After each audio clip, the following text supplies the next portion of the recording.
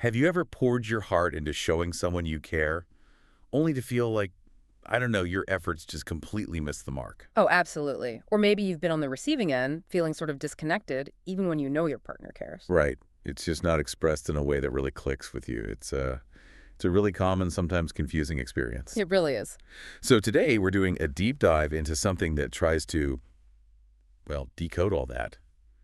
The love languages. Ah, yes, the famous framework. It's everywhere, isn't it? Totally. Viral quizzes, relationship chats. It seemed to offer this, simple key to unlocking those emotional gaps. A quick fix, maybe? Maybe. And in this deep dive, we're digging past the buzzwords. We've pulled together insights from psychology research, heaps of relationship advice, and even some very interesting real-world stories shared online. The goal being.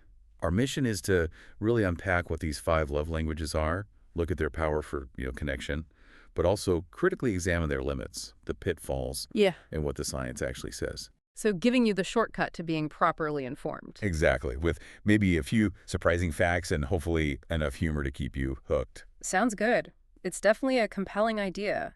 And its origins are pretty interesting, too. Where did it start? It comes from Gary Chapman, a marriage counselor.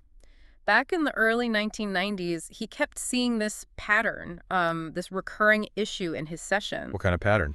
Well, couples were, expressing love genuinely in ways they understood, ways they thought were obvious. But their partner just wasn't getting it. Precisely, leading to feelings of neglect, misunderstanding, real heartbreak sometimes.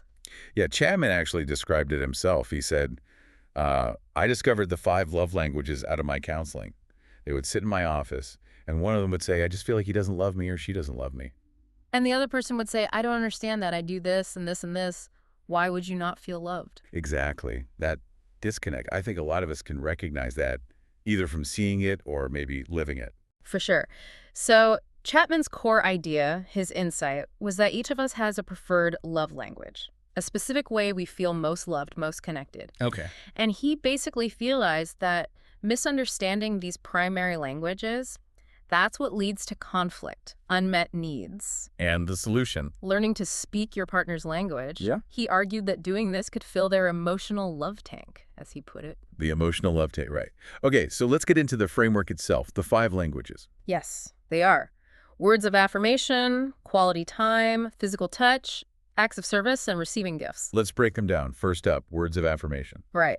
This one's all about feeling loved through, words. Spoken praise, written notes, appreciation, encouragement. Frequent I love yous. Definitely. Things like genuine compliments, dinner was amazing, thank you so much for cooking, or supportive texts, little notes left around. And for people with this language, these aren't just nice words, are they? Not at all. For them, these verbal cues build security, validation. They can even reduce anxiety in the relationship. But the flip side is... criticism hurts extra hard. Or just a lack of praise. Exactly. It can be profoundly damaging. So how do you get better at this if it's not your natural style? If you're maybe not a big talker? Well, that's where emotional intelligence really comes into play. It's about consciously tuning in, learning what makes them feel valued. Like learning a skill.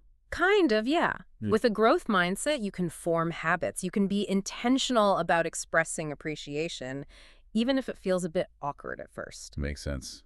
Okay, next. Quality time. Quality time. This is about giving your full, undivided attention, feeling loved when your partner is truly present. So not just being in the same room while one person's scrolling on their phone. Definitely not. That's a classic example of what doesn't work for this language. It's about shared activities, real connection. Like cooking together, going for a walk, date nights. Uninterrupted conversations where you're actually listening, phones away, distractions minimized.